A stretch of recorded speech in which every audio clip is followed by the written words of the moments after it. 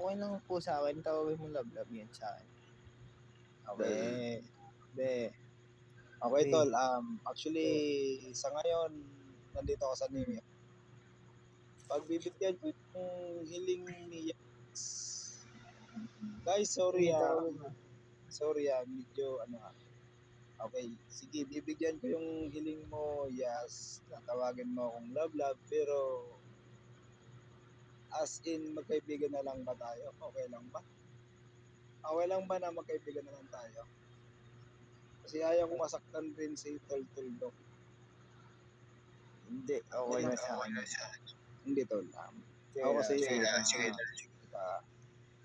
magkaibigan na lang kami ni Yas kasi mas gusto ko rin yun na mas gusto kong magkaibigan na lang kasi hindi ko maasikaso. Katulad nito, may relationship